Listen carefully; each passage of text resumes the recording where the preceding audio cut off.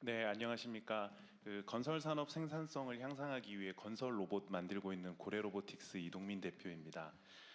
극초기 스타트업에게 박사급 인원을 모셔오는 건 사활이 걸린 문제인데요. 박사급 인원을 모실 수 있는 가장 현실적인 방법이 병역 특례입니다. 그러나 병역 특례 지정이 비교적 까다로워서 극초기 스타트업에게는 굉장히 어렵습니다. 극초기 스타트업들도 인재를 유치할 수 있도록 유연화된 병역 특례 제도를 운영한다면 이공계 인재들이 스타트업으로 유입이 되고 나아가 창업까지 이어질 수 있는 선순환 체계가 완성될 거라고 생각합니다. 네, 이상입니다.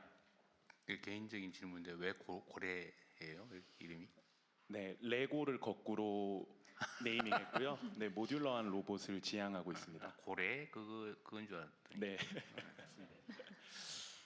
건설 로봇 개발을 하시는 거예요? 네, 하드웨어 생산은 아니고 개발. 하드웨어 개발, 그다음 소프트웨어까지 모두 다 개발하고 있습니다.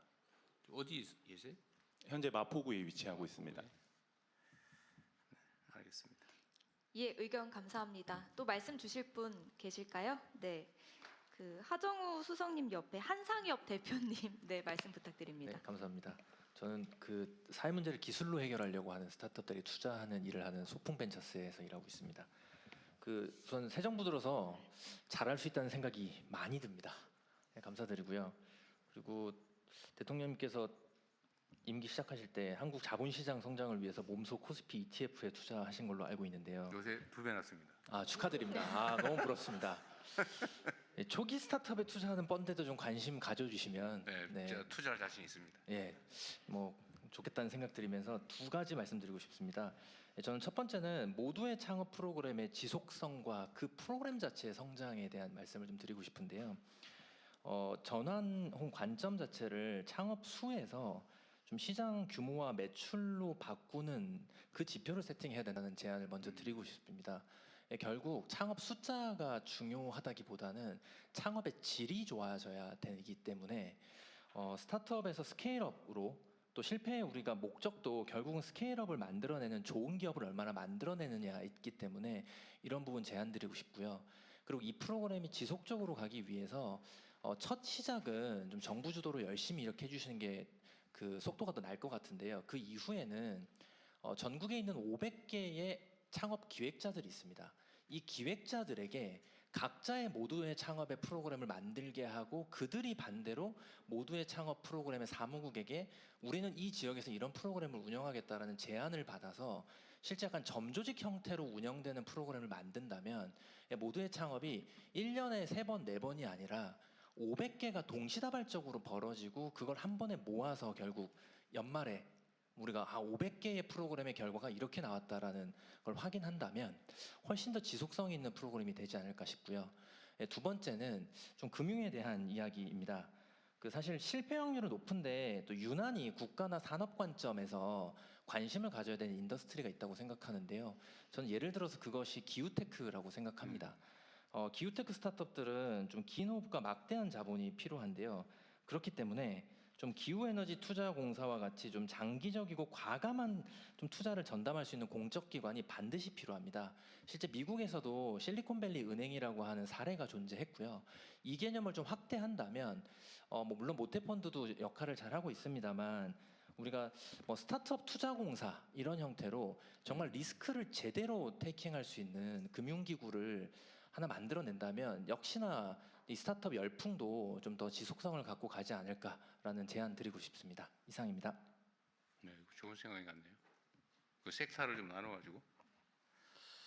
근데 제대로 지속적으로 투자하면 어쨌든 한 100개 이렇게 투자를 하면 한 7, 80개는 사라지겠지만 그 중에 한 10개, 20개만 살아남아서 성공해서 한두 개만 성공했다 다 충분히 복구할 수 있는 거 아닌가요, 그죠? 네, 사실 전 세계적으로 빅테크가 나타나는 숫자는 0.01% 정도, 혹은 만분의 1% 만분의 안쪽, 1? 네, 그 정도라고 얘기하고 있습니다.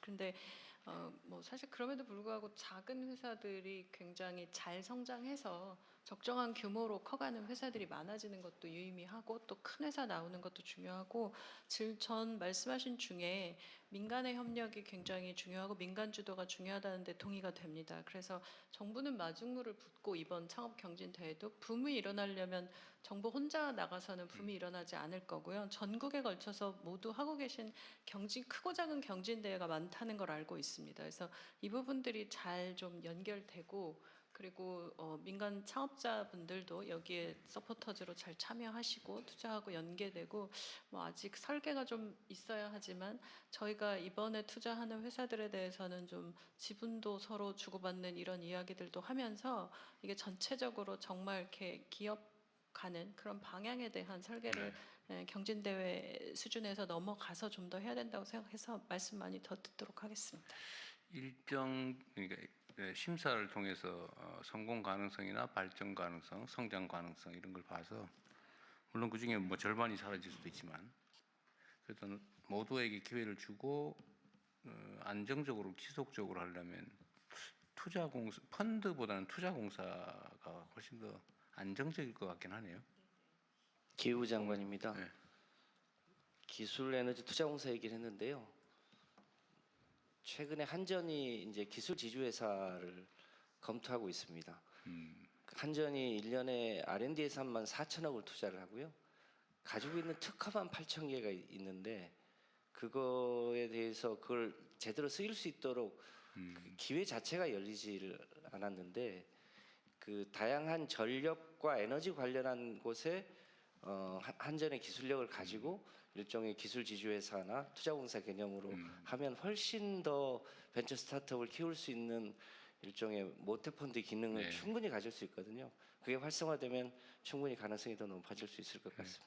하여튼 펀드도 그 기능을 하긴 하는데 이게 지금 펀드는 청산 욕구가 있잖아, 그죠? 이익 실현 욕구나 청산 욕구 때문에 지속성에 약간 문제가 있을 것 같은데. 네, 지금 말씀 주신 부분까지 사실 다 같이 조금 더 이제 단계가 넘어가면 검토하려고 했었는데요. 이 부분들도 같이 넣어서 그러시죠. 예, 네, 좋은 제안인 것 가겠습니다.